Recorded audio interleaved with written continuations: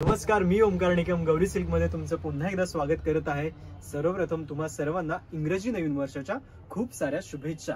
नवीन वर्षाच्या सुरुवातीला आज आम्ही घेऊन आलो आहोत तुमच्यासाठी कलमकारी सिल्क साड्यांचे कलेक्शन। त्या कलेक्शन मध्ये अशा काही प्रिंट्स असणार आहेत, तर त्याच्यामध्ये आपण या प्रिंट्स पाहूयात।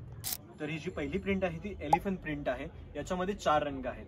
पहिला जो आहे तो मरून रंग येईल, याच्यानंतर कॉफी कलर,